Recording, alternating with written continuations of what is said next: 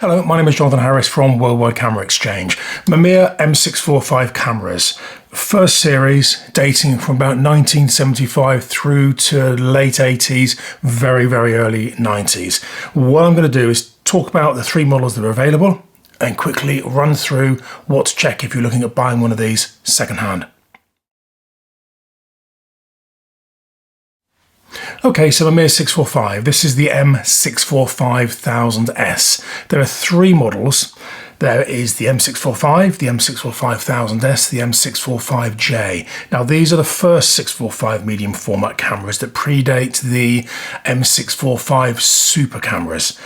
The first series cameras have a fixed back. The back isn't interchangeable. If you want an interchangeable back, then you need to go for the M645 super series cameras. These are probably more solidly made. They're simpler, fixed back, but they do still have the interchangeable lens and interchangeable prism. So as I said, three models. The M645 was the first model. They then introduced the M645J, which was a slightly stripped down model, very similar, but didn't have the mirror lockup facility, and also only had one shutter release. The 645 and 645-1000S have two shutter releases. The M645-1000S was introduced slightly later on and is a more highly specified camera. It has 1/1000th of a second top speed and also has a self timer. Okay, so let's just have a very quick look at the camera itself. Let's start with the wind side. This is the wind on crank. Here you have the multiple exposure lever. And if you're using the camera without a film in, just stick it to the multiple exposure position. That'll get it all working. The little stud there is a strap stud. You have exposure counter, fairly obvious, and shutter release here and shutter release here on the front. The little red button, that's quite important, that's the battery check. One thing to always check with these cameras is that the battery is fresh and that the power is running through the camera, and the quickest and easiest way to do that is just to press that red button there, and then your little red LED that lights up here to show that the battery is working well. Moving to the front of the camera, the shutter release as I mentioned. Here you have a self timer, they don't all have that. Lens release is this little button here. Push the button down, lens comes off. Now the M645 series cameras, whether it be the earlier M645 or the later M645 Super Series cameras, have focal plane shutters. So there's no shutter in the lens. In the lens you just have the focusing and the aperture. Advantage with that is that you have a higher top speed. So in the case of the 1000S, you have 1/1000th of a second top speed. Disadvantage with the focal plane shutter is that you don't get flash sync at all speeds. If you want to use flash or shutter speeds, you might be better off using the Hasselblad or the Bronica. This side, we have the shutter release button. In this case, we go from 8 seconds all the way up to 1/1000th of a second. As I mentioned, the 1/1000th of a second top speed is only available on the M645-1000S. The M645 and M645J cameras go up to 1/500th. You may have spotted this other little position here, this sort of circle with a dot in it. That is the position you put the shutter speed dial on when you're using the automatic exposure, the metered prism. Second strap lug there, and just the flash sync sockets there.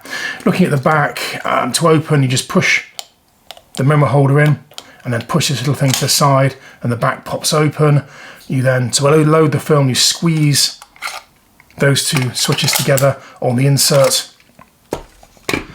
You can then load the insert and drop the insert into the back. You can buy these inserts separately, so it is possible to preload film, so you don't have to faff around loading the film every time. As I mentioned though, it is a fixed back, so if you want to change films between films, then you really should be looking at the Bronica or the M645 Super Series or the Hasselblad cameras.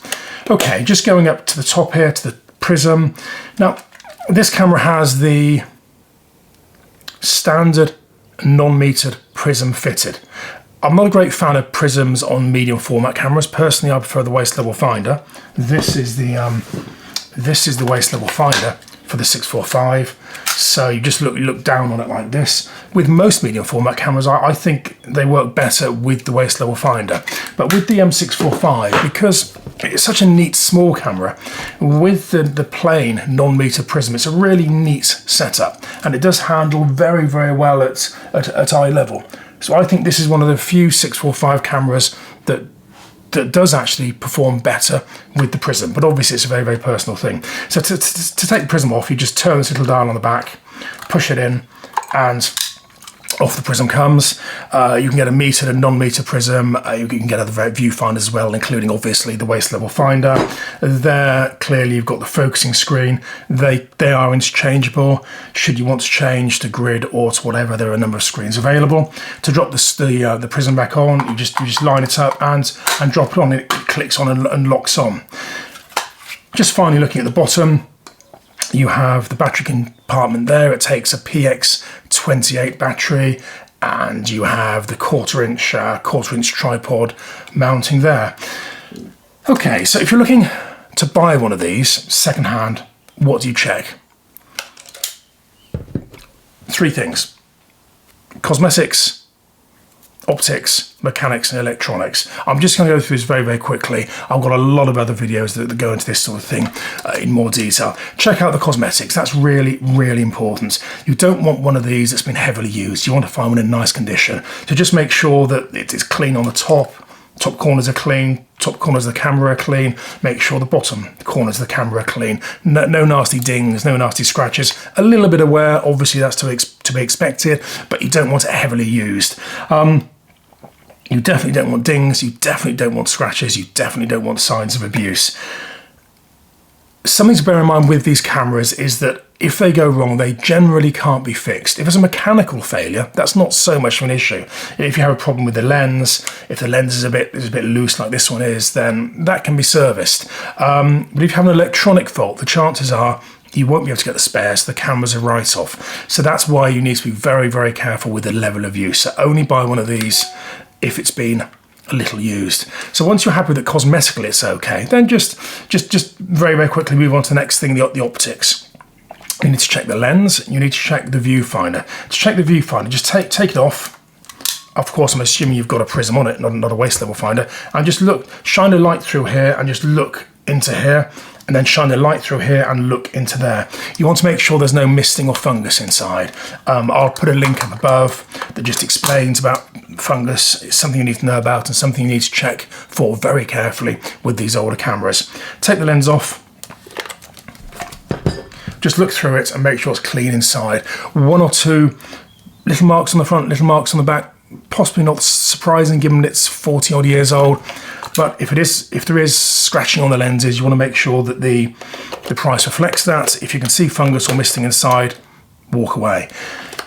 While you've got the lens, just check the focusing, check the aperture, make sure the aperture's closing down. The other thing to check on these in particular is the shutter.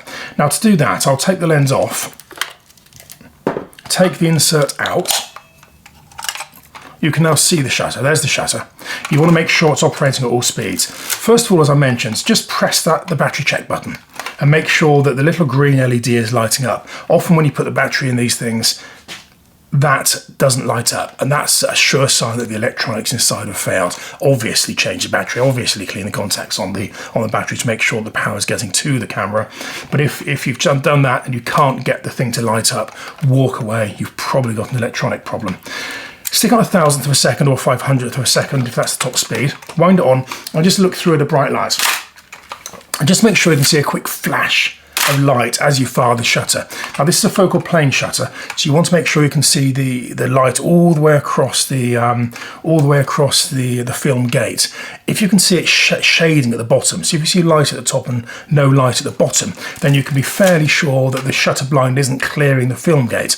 That's a problem. So check it's on its top speed. Then maybe go down to 500th and 250th and just look through and just make sure you can see light all the way across the film gate. Then go down to the slowest speeds, maybe down to a second or half a second, and just make sure it's opening and closing. make sure that the shutter blinds are clearing the film gate, and make sure that they're not sticking, they're not laggy. Make sure that the first blind opens and the second blind closes, and there's no delays whatsoever. From a second, go down to the slowest speed, down to an 8 seconds. Just make sure it's timing as it should be. You can't obviously time it exactly, but a quarter of a second should be roughly twice as fast as a half a second. A half a second should be faster than a second. And as long as you can see it's opening on the high speeds, as long as you can see it's opening correctly on the slow speeds, you can be fairly sure that the shutter is accurate. One thing to also check on these cameras, the foam light seals. All around here, all around here, all around here, you'll see foam. The foam over time breaks down. You can't avoid it. It's rubber based. It disintegrates over time. Rub your finger against it, and if you can see your finger comes sort of back black and tarry, that's a sign that the light baffles are going. And with any camera of this age, if it hasn't been serviced, the light baffles will need to be replaced. So check the light baffles as well, and if necessary, get those replaced. That isn't an expensive thing to get done, but it's something that is obviously important, because if the light baffles are failing, then the film will get fogged. So check the shutter, check the light baffles. If you've carried out those checks and you've got a clean bill of health, then you can be confident you've got a good, reliable camera. So just in summary, with buying these things secondhand, check the cosmetics, check the optics, check the mirrors clean, check the prisms clean, check the lenses clean, check the mechanics and the electronics. Just make sure the shutter timing's working.